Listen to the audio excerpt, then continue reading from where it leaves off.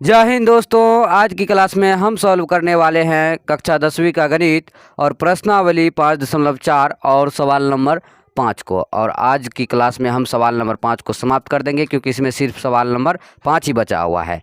तो आइए सवाल नंबर 5 को हम सॉल्व करते हैं। देखिए सवाल नंबर 5 में क्या लिखा हुआ करा, एक फुटबॉल के मैदान में एक छोटा चबूतरा है जिसमें 15 सीढ़ियाँ बनी हुई है।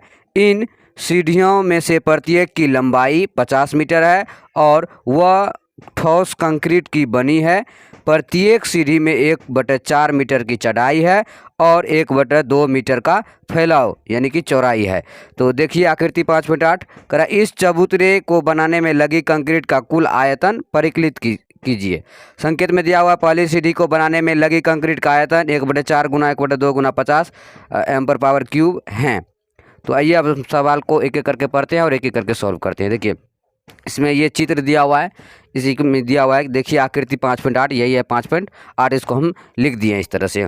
अब देखिए इसमें क्या करा है, एक फुटबॉल के मैदान में एक छोटा चबूतरा, एक चबूतरा बनाया हुआ और उसमें जो है 15 सीढ़ियाँ बनाया हुआ। कितना? 15 सीढ़ियाँ। मतलब इससे हम पता ये लगा सकते हैं कि इसमें कुल संख्या कितना आ जाएगा, 15 आ जाएगा। 15 सीढ़ियाँ बनाया हुआ है तो कुल संख्या आ जाएगा 15। तो हमें यानी कि n बराबर कितना आ गया, 15। ये लिख लिए हम कि n का मान हमें पहले पता चल गया।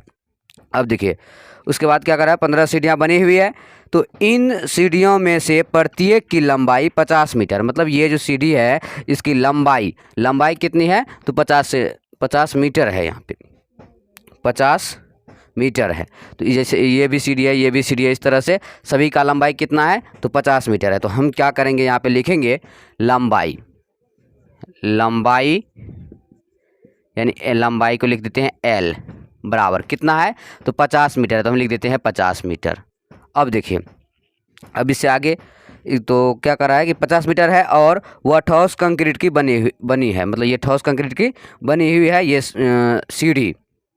तो कह रहा है प्रत्येक सीढ़ी में 1/4 मीटर की चढ़ाई है। मतलब यहाँ पे अगर यहाँ से एक पे चढ़ेगा तो 1/4 मीटर का है, फिर यहाँ से इस पे चढ़ेगा तो 1/4 मीटर। इसकी दूरी जो है 1/4 मीटर की, मतलब ऊंचाई इसको बोल सकते हैं। इसे हम क्या कर रहा है, हाँ 1/4 मीटर की चढ़ाई है, मतलब ऊंचाई है। ये इससे 1/4 है, ये भी 1/4 है, ये भी 1/4 है। तो ऊंचाई कितना हो गया, 1/4।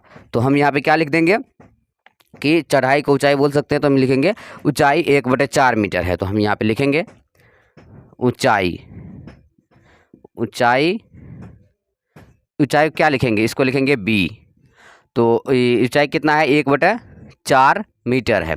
अब देखिए उसके बाद क्या करा है, 1/4 मीटर की चढ़ाई है और 1/2 मीटर का फैलाव है। फैलाव मतलब चौड़ाई, यहाँ पर भी दिया हुआ है। फैलाव के आगे में चौड़ाई दिया हुआ है कोष्ठ में, यानी कि फैलाव को चौड़ाई कहते हैं। तो इसका चौड़ाई कितना दिया हुआ है, तो उसका चौड़ाई दिया है 1/2 मीटर। तो हम यहाँ पे लिख लेंगे चौड़ाई को क्या करेंगे, हम चौड़ाई को क्या लिखते हैं, h लिखते हैं बराबर कितना है, 1/2 मीटर है। यही दिया हुआ 1/2 मीटर। अब देखिए अब इसके बाद क्या करा है तो यहाँ करा देखिए आकृति 5.8 में तो इसी में दर्शाया गया है। और करा इस चबूतरे को बनाने में लगी कंक्रीट का कुल आयतन परिकलित कीजिए। मतलब इसमें जो कितना कंक्रीट लगा है इसका हमें इसके आयतन को हमें परिकलित करना है, निकालना है हमें। तो आइए अब हम सॉल्व करते हैं। देखिए पहले हम क्या लिख सकते हैं कि इसमें ये पहले सीढ़ी का आयतन ज्ञात कर लेंगे, दूसरे सीढ़ी का आयतन ज्ञात कर लेंगे, या फिर आप ये कह सकते हैं कि ये घनाभ की तरह है तो लिख सकते हैं हम घनाभ का आयतन। जैसे यहाँ पे लिख सकते हैं हम क्या लिख सकते हैं, घनाभ का आयतन लिख सकते हैं, या फिर लिख सकते हैं यहाँ पे पहले सीढ़ी का आयतन दूसरे सीढ़ी का आयतन। हम इस तरह से निकालना पड़ेगा क्योंकि इसमें सभी का कार्य है। तो लिखेंगे यहाँ पे पहले सीढ़ी का आयतन, इस तरह से हम लिख सकते हैं। और इसका फॉर्मूला जो था वो क्या होता है, वो होता है लंबाई गुना यहाँ पे क्या दिया हुआ, ऊंचाई। लंबाई गुना ऊंचाई गुना चौड़ाई, जिसको हम शॉर्टकट में लिख सकते हैं L गुना B गुना H, इस तरह से लिख सकते हैं। तो आइए इसको सॉल्व करते। देखिए आप ध्यान रखना है कि पहले सीढ़ी का आयतन ज्ञात करें हम।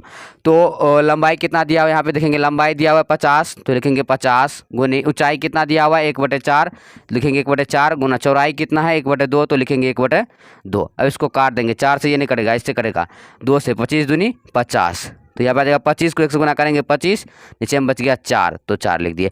यानी कि पहले सीढ़ी का आयतन कितना निकला, 25/4 निकला। अगर दूसरे का हमें निकालना है तो हम यहाँ पे शॉर्टकट में लिखते हैं दूसरे, इसको पूरा लिख लेना है। दूसरे सीढ़ी का आयतन हम दूसरे तक लिखते हैं।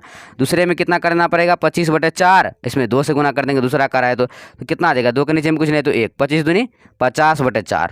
पहला का कितना आया 25/4 और दूसरा कितना आया 50/4। फिर तीसरा का हमें निकालना है तो हम लिख देंगे यहाँ पे तीसरे सीढ़ी का आयतन लिख देना है, तो लिखेंगे 25/4। यहाँ पे दूसरा का रहा था 2 से गुना कर दे, तीसरा का रहा है 3 से गुना कर देंगे, फिर नीचे में कुछ नहीं तो 1 दे देंगे। फिर 25 दिया कितना आ जाएगा 75/4। यानी पहले सीढ़ी का कितना आया 25/4 और दूसरे कितना आया 50/4 और तीसरे कितना आया 75/4। ये एक तरफ से आप बोल सकते हैं कि AP बन गया इधर। तो हम क्या करते हैं, यहाँ पे सॉल्व करते हैं, इस चीज़ को यहाँ से मिटा देते हैं। अब देखिए, अब यहाँ पे क्या है कि पहला हमें कितना निकला 25/4, तो हम लिख देंगे यहाँ पे 25/4। दूसरा कितना आया तो 50/4, तो लिखेंगे 50/4 और तीसरा आया कितना यहाँ पे 75/4, तो लिख देंगे 75/4।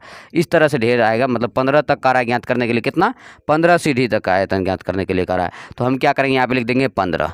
अब चलिए, अब यहाँ से आगे हम सॉल्व करते हैं। देखिए पहला कितना आ जाएगा, A बराबर कितना आ जाएगा 25/4, D बराबर कितना आ जाएगा दूसरा पद माइनस पहला पद, दूसरा पद है 50/4 माइनस पहला पद कितना है 25/4, तो लिख देंगे 25/4। अब देखिए 4 और 4 का एलसीएम लेंगे तो कितना आ जाएगा, यहाँ पे लिख देते हैं हम 4 और 4 का एलसीएम लेंगे तो 4 ही आ जाएगा। फिर 50 से कम 50 माइनस 4 कम 4 तो 25 से कम 25, 50 में से 25 जाएगा कितना बचेगा 25/4। A का मान कितना आया 25/4 और D का भी मान कितना आया 25/4 आया। और ये जो दिया हुआ ये इसका सीढ़ियों का जो आयतन का संख्या दिया हुआ यहाँ पे 15 दिया हुआ, तो इसको हम क्या लिखे थे इससे पहले n बराबर लिखे थे 15, हम लिखते हैं 15।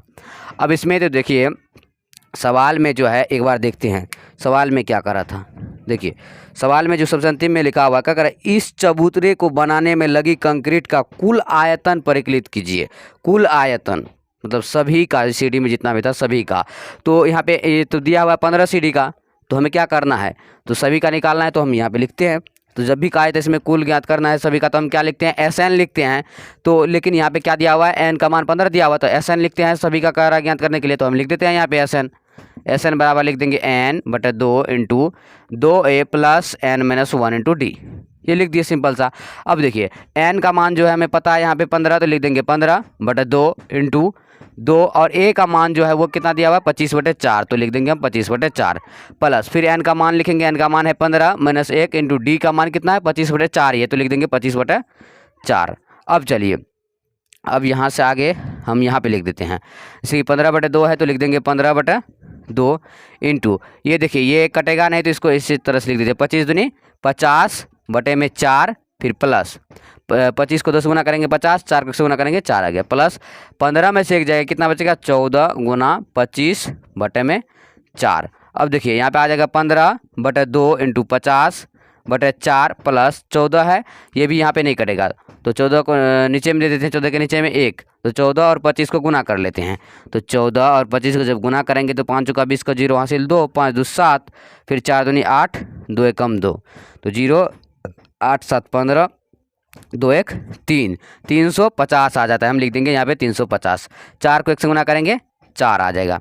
अब चलिए, अब यहाँ पे क्या लिखते हैं 15/2 इंटू 4 और 4 कैल्शियम ले लेंगे 4, 50, 4 एकम 4, 50 एकम 50 प्लस 4 एकम 4, 350 एकम 350।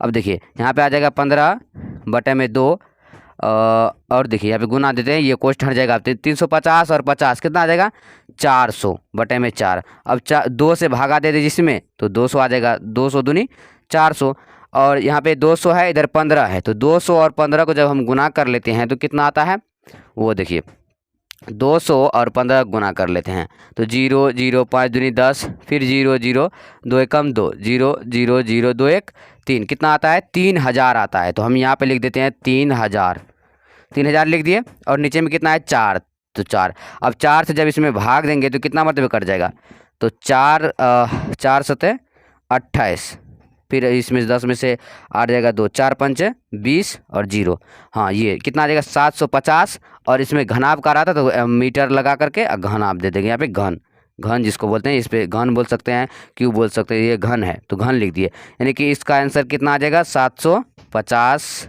m पर पावर 3 बोल सकते हैं या फिर घन बोल सकते हैं। तो यही था इसका आंसर। तो हम क्या किए, प्रश्न संख्या 5 को सॉल्व कर दिए। यानी कि आज की क्लास में हम प्रश्नावली 5.4 को समाप्त कर दिए।